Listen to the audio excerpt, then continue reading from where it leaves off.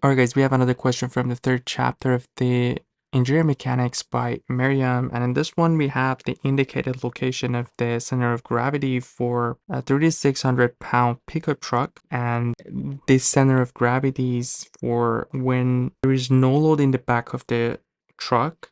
So it's saying that it's for the unladen condition, and if a load whose center of gravity is 16 inches behind the rear axle is added to the truck, so it's talking about this distance. So we need to determine the load weight, which we're going to show it with W, for which the normal forces under the front and rear wheels are equal. So we are in equilibrium first of all, and since we don't have any information about the friction between the wheels and the ground, so we don't consider any friction forces in here. And I'm just going to draw the free body diagram for the truck and the load that is in the back. So we're going to have two normal forces, NA and NB. Again, since we don't consider any friction, we don't have any horizontal forces in here. We have the weight of the car, which we know is 3,600 pounds, and this is already in the unit of force, so we don't need to multiply this by acceleration of gravity. So pound is a unit of force, and also we have the weight of this load in the back of the truck, which we can see has a distance of x to the contact point B, and that would be 16 inches. So we already know the x, and also from the question we know that NA is equal to NB, and we are in equilibrium. We don't have any forces in x direction, so we are left off with one sum of all forces in y equals 0 and one moment equation, and of course we have sum of all forces in x. But since in this question we don't have any force in x direction, so we don't need to consider anything. So it makes sense to start with our moment equation, counterclockwise positive as always, and we can do either about point A or B. Let's do about point A.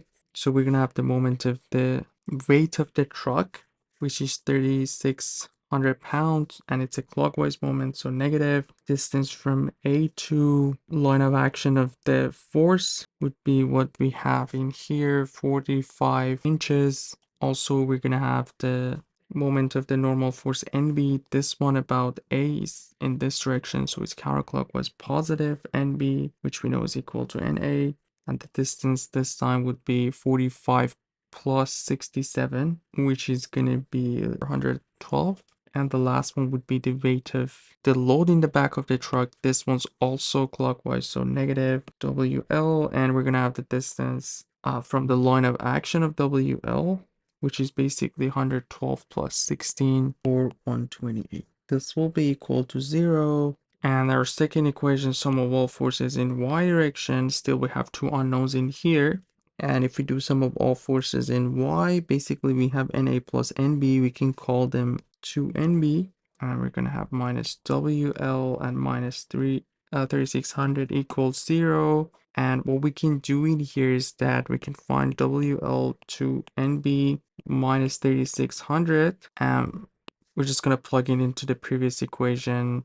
So basically we're going to have, from the first one, we have minus 3,600 times 45 plus NB times 112 minus WL, which is going to be 128 times what we have in here, 2 NB minus 3,600 equals 0.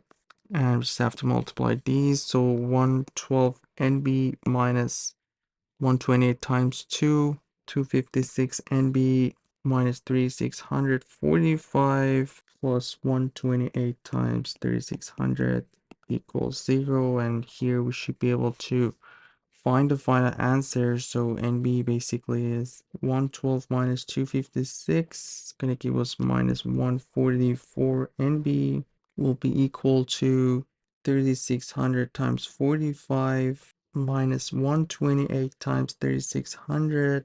So this will be equal to 298. 800, and we have a negative sign, so these two will be cancelled out, and NB will be the answer divided by minus 144, and this is going to be 2075 pounds. And again, this will be equal to NA as well, and we just have to plug this in the previous equation. WL is 2 times 275 minus 3,600. So 2 times 2 is 2075 minus 3600. And WL, or the load weight, is going to be 550 pounds. And the final answer for this question. Hope everything was clear. Let me know if you guys have any questions. You guys take care. I'll see you in the next video. Have a good one.